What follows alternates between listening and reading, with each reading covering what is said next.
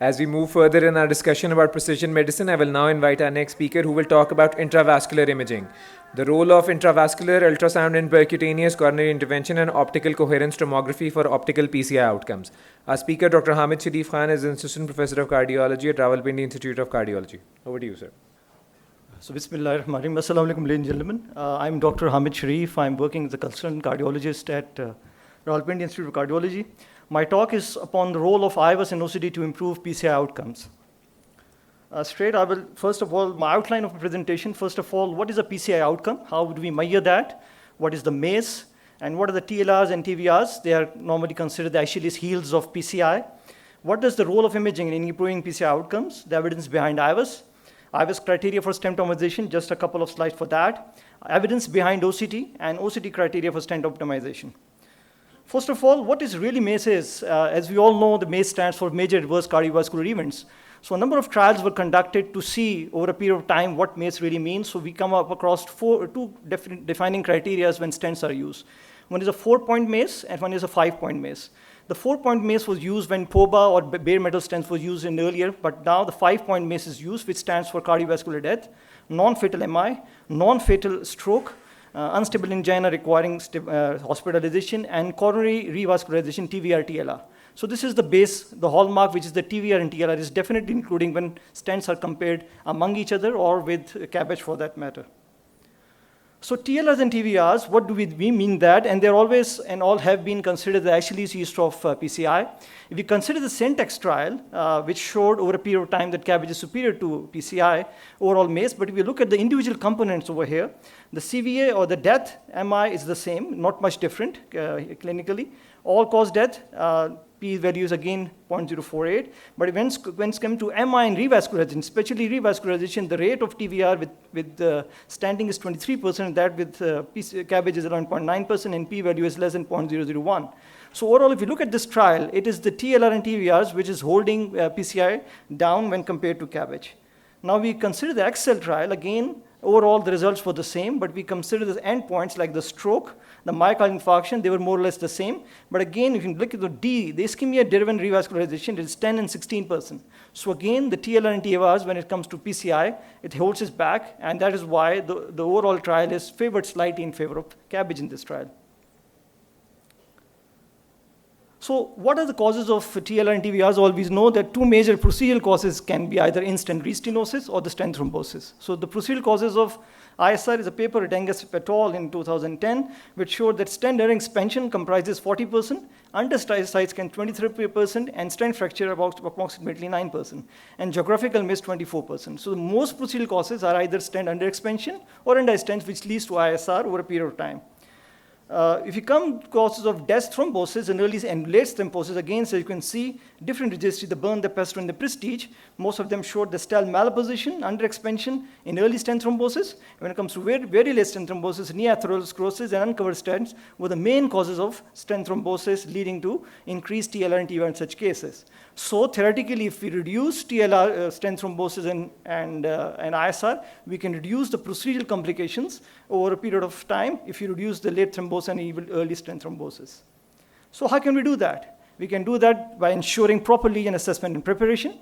We can do that by proper stent sizing, proper stent length, not avoiding any geographical miss, proper stent deployment, and detect and manage stent abnormality. How can we do that? We can do that with intracoronary imaging and precision PCI. So IVUS versus OCT, if you look at the comparison, there are two modalities. One relies on the sound waves and another on the ultraviolet waves. And they have their own strengths and weaknesses, you can say, or the cons, you can say.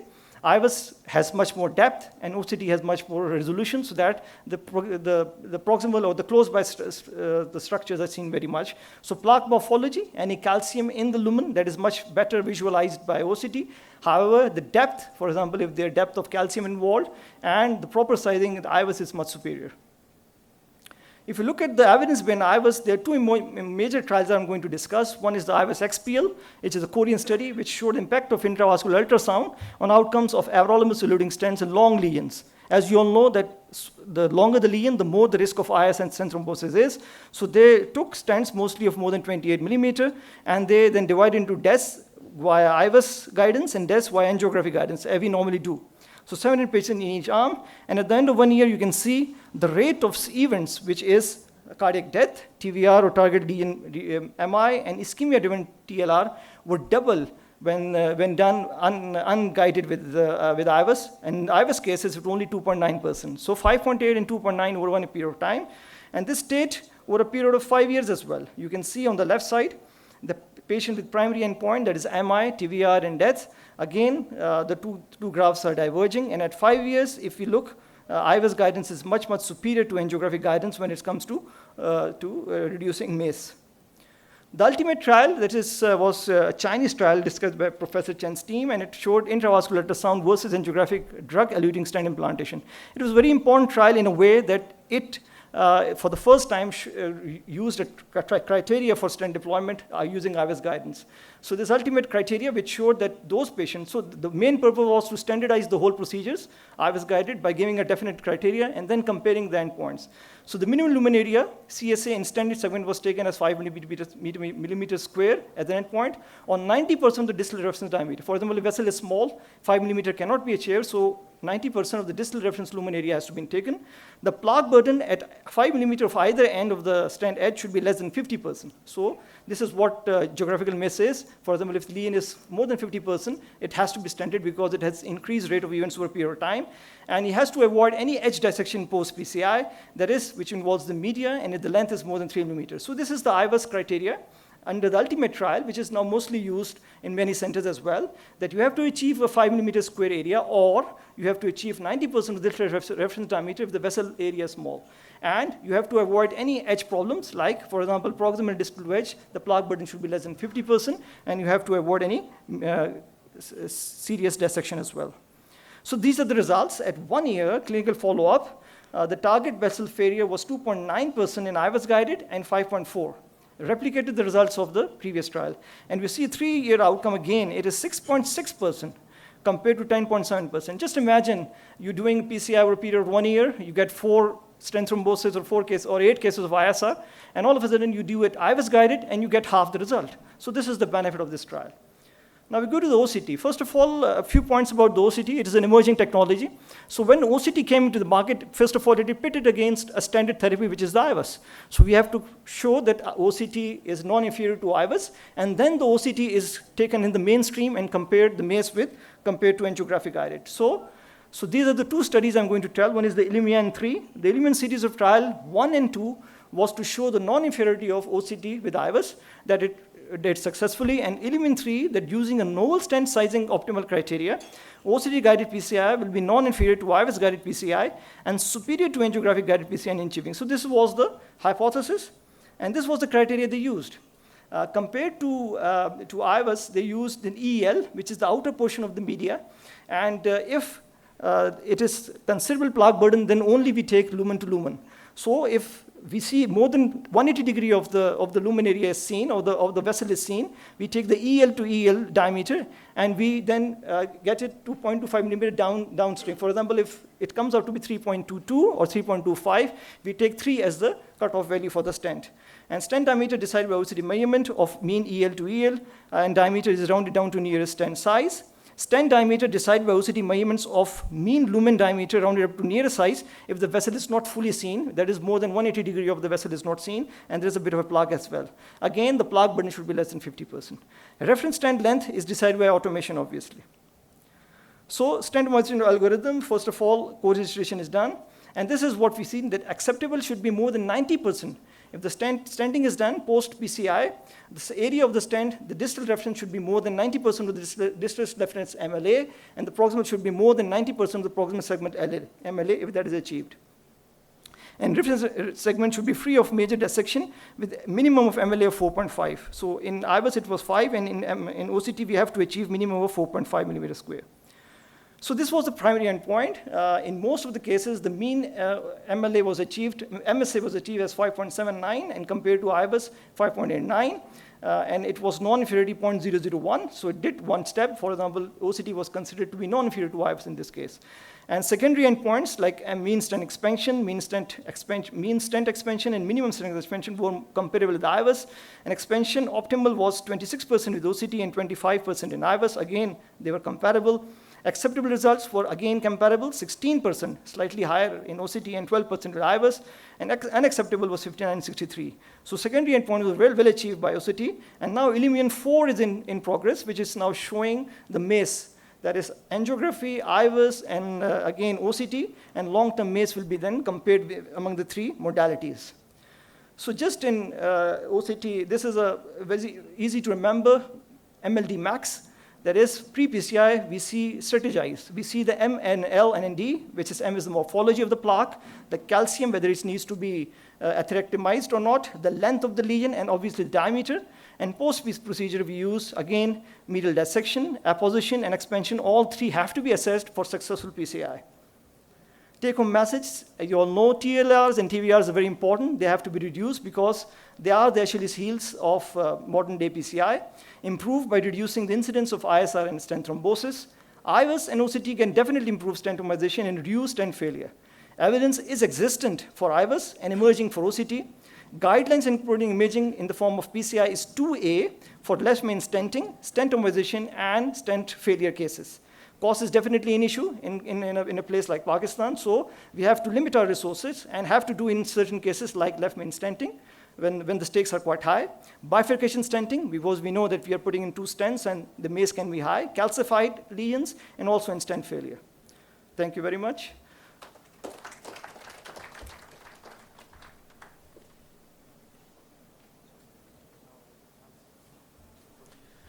Thank you, Dr. Hamid. We'll quickly be taking just 1 or 2 questions from the audience if there are any.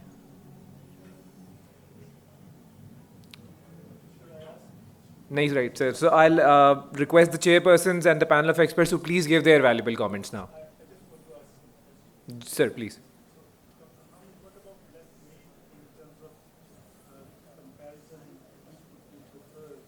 IVUS are OCT.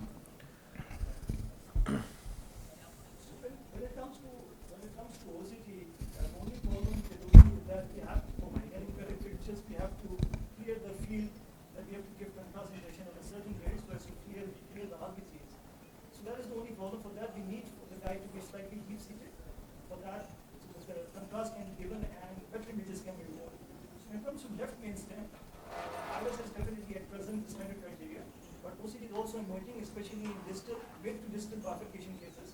And only in those cases with osteum is involved, they have to avoid it because we have to put the guide catheterly. So definitely the guidelines are for left main, but for OCT, the data is emerging. So for osteal left main OCT, you should not for be. For aorto-osteal lesion, there is the left main and the RCA. OCT is not good if the lesion is over there. Otherwise, it is as good as IVUS for that matter. Okay. So, Dr. Osman, question. So, what is your approach in patients who have this out-of-hospital cardiac arrest and then they present to the emergency room and they are resuscitated and fairly short period of time and then the ECG shows ST elevation. I mean, they are sick, they are intubated, and should you take them to the cath lab? What is your approach in those patients? They are resuscitated and they are on some pressors like 10 mics of norepinephrine. Yes, so that, Dr. Asad, that's an excellent question. I think if they're resuscitated short arrest time or downtime, got some CPR or recovered ROSC pretty quickly, I would, and especially if they have clear ST elevations, there is a paper that showed that if they don't have ST elevations, then the outcome is no different.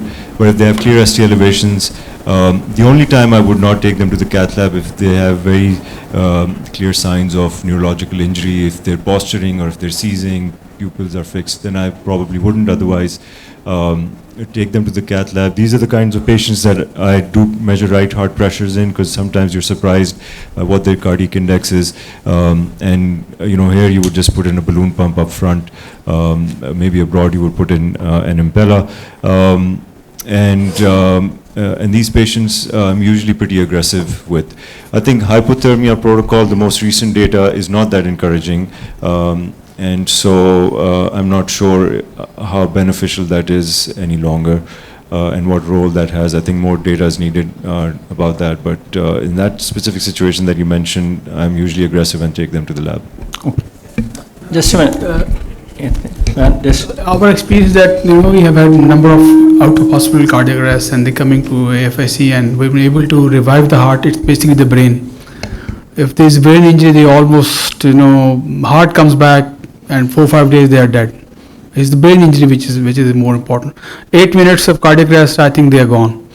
I mean, there's no way to tell at that point in time that we should take them cath lab or not. But then most of the time, even if they get revived, they hardly survive. So even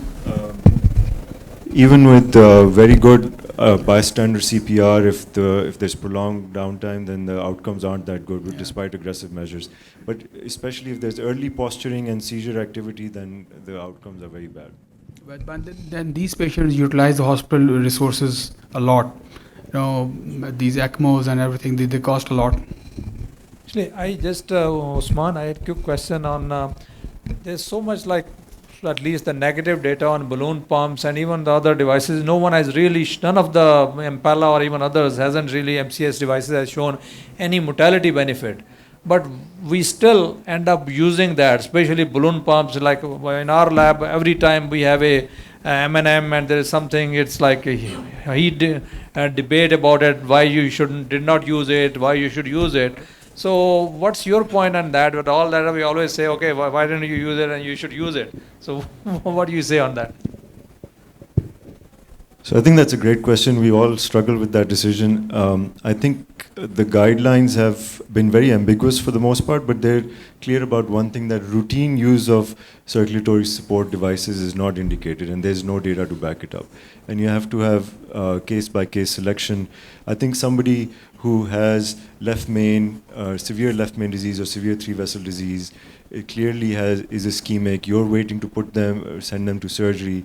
Putting in a balloon pump may make sense to get them to the surgery. Similarly, I think in some cases where patients have extensive comorbids, high-risk PCI, a balloon pump or an Impella will help you get through that case. But is it required for every case? No, I don't think so. And I think if you look at all of the real-world data, most of the data is from the US for Impella. Even though Impella is available in Europe and Canada, there's hardly any use because cost effectiveness matters and it's not being used that much. And they still rely on balloon pump. And we know from our experience that we don't have Impella in most of the cases that in the West we would be using Impella for, you can get by with balloon pumps over here. So I think a lot more information is needed before there's any conclusion. Should we ask more questions or just? Yeah. So I have a lot of questions. Yeah. So let's. Excellent talks, and one can hope that days will come when we'll be doing more and more of precision interventions. There were times when I remember when I was putting a stent in my patient as a junior consultant or doctor in training, the main question hanging on the mind was always, where will I get the second stent if there's an edge dissection? So things are getting better, at least in the government hospitals, I think more. I can see things changing and more supplies and more learning options for the person who really wants to put the time in and learn and be there all the time or most of the time. So these were excellent talks, and I think that junior doctors should, at least our consultants should know and try to get chance to learn these things in a hope that in very near future we'll be practicing them more and more often and be doing more better practice of the evidence-based science. Just one question from Hamid again, from point of view of the poor man, that the studies you quoted for OCT, the IVUS comparing with plain angiogram stenting, was there any mention of use of newer angiographic software tools like Stent Boost and something like that? What is the difference? Is there any mention or any study you could find while you were preparing this talk, that if you use these modern or not so modern but now available angiographic tools or software gadgets which can tell you more about better stent position, if you can apply those, what is the difference left? Is there any sub-study or something like that?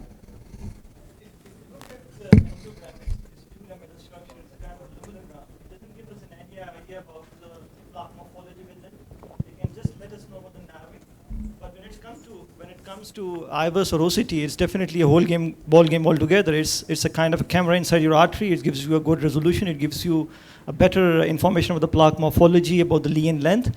So definitely there have been, for example, the study I quoted, which was the ultimate. I mean, the angiographic was obviously guided by QCAs and all that software that you did use for better predicament of stent sizing and also diameter. But again, a 3D structure is definitely a different ball game altogether, especially when it's combined with histology, with good visualization of the plaque morphology, the length of the lesion, and again post PCI. The 50% criteria was very important because I saw the 30% of those cases in which they did the IVUS XPL trial, the ultimate trial, in 30% of the cases they had to put in another stent, while angiographically the result looked good. So this shows about the benefits of the imaging. And definitely I go with your point that in a financially constrained environment it's quite difficult. But if we have to do something, then again, those cases in which we consider the MACE can be higher over a period of time, like left main or bifurcation or calcific lesion, they can be done with these modalities. One last question. So in transplant patients, I mean, we have this pressure from the transplant surgeon that, I mean, if they need an intervention, so they want to do transplant. They are allowing the renal transplant surgeons say that they can use single antiplatelet agent in during the transplant process. So how early following PCI, there has been one trial about use of single antiplatelet agent following for 1 month, after 1 month. So any thoughts about it?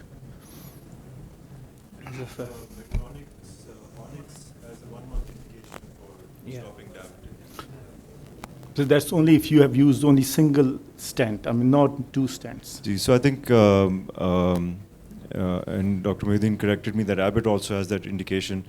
But I think the other factors that go into it, multiple stents, degree of calcification, residual disease and stenosis. But by and large, I find in my own practice that bare metal stent use is almost gone down to zero.